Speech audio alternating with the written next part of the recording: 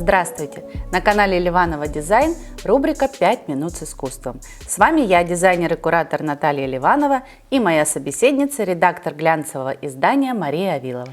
Всем привет! Как писал Сальвадор Дали, художник не тот, кто вдохновляется, а тот, кто вдохновляет. В 2017 году известный шедевр Леонардо да Винчи «Спаситель мира» был продан принцу Саудовской Аравии за $450 миллионов. Шедевр долгое время считался утраченным, но на момент сделки эксперты подтвердили его подлинность. Хотя на самом деле до сих пор некоторые считают, что эта работа не то чтобы не является подлинной, но не написана, скорее всего, не да Винчи, а его учениками. А сам мастер сделал всего лишь несколько мазков. Ну, вообще проблема копий, да, и оригиналов стоит действительно остро, особенно в сфере произведения работ. Но вот если мы хотим просто ознакомиться с работами, насколько это критично именно смотреть на подлинник? Для этого обязательно нужно лететь в Париж, чтобы посмотреть на Джоконду, или ехать в Москву, там, с другого конца России, чтобы посмотреть на явление Христа народа. Ведь достаточно посмотреть альбом с репродукциями или полазить в интернете. Конечно, в образовательных целях рассматривать репродукции, смотреть фильмы, скроллить интернет – это можно и нужно. Но нужно понимать, что никакая репродукция, даже самая совершенная, она все равно не может сравниться с оригиналом. Если это только не цифровое искусство, да, о котором мы говорили, которое создается сразу уже при помощи компьютеров. Потому что при создание репродукции все равно будет искажение в передаче цвета, светотени, не говоря уже о фактуре и рельефе. Плюс масштаб. То ли дело мы смотрим явление Христа народу в музее, да, и можем вполне себе оценить замысел автора и воздействие работы на зрителя, да, либо мы смотрим ее в журнале, мы не можем как бы понять именно, как она выглядит в реальности.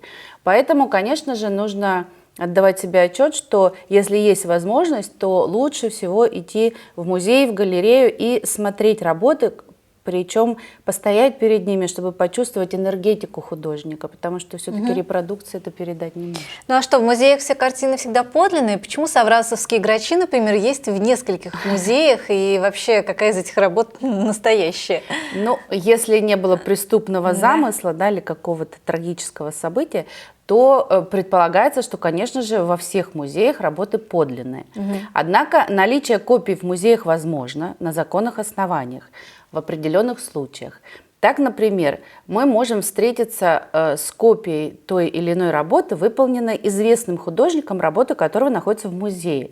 То есть как бы нам представляют путь художника, на каких работах он учился, какие мастера его вдохновляли. Либо, например, когда значимая для музея работа утрачена, например, в результате военных действий, тогда может быть выполнена копия профессиональным художником и помещена в музей. Ну, а если речь идет о саврасовских грачах, то мы имеем дело с авторской копией. Саврасов действительно много раз рисовал этот сюжет и на заказ, и более того, он даже расплачивался ими за выпивку, на которую у него иногда не было денег. Такая валюта своеобразная. Да, не секрет, что художник закончил свои дни в нищете, ведя достаточно нездоровый, мягко сказать, образ жизни. Конечно, все эти работы подлинные, но самой значимой является та, которая находится в Третьяковской галерее. Она первая.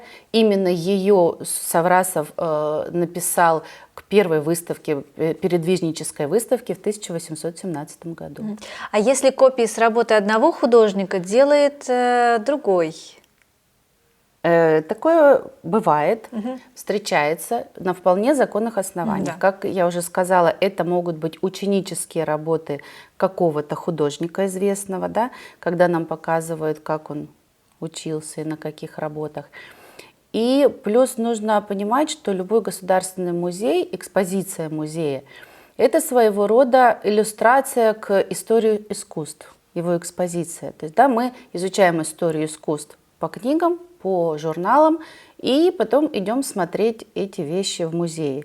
Ясное дело, что все музеи мира заполнить подлинниками и шедеврами, априори невозможно. Поэтому, естественно, делаются копии, но эти копии не претендуют на звание подлинника, они указываются как копии, и это само собой разумеющееся дело в данном случае. Поэтому, То есть музейная или авторская копия не является подделкой? Нет, ни в коем случае, потому что она не заявляет себя как оригинал. А есть особо, знаменитые с точки зрения подделки произведения искусства? Да, но прежде всего нужно сказать, что подделка – это копия, которая выдает себя за оригинал, в отличие от профессиональной или авторской копии. Да? С определенной целью, как правило, это цель продажи. На самом деле подделка произведения искусства возникла тогда, когда это искусство получило коммерческую оценку, то есть когда талант художника стал меряться различными материальными благами, от золота до званий.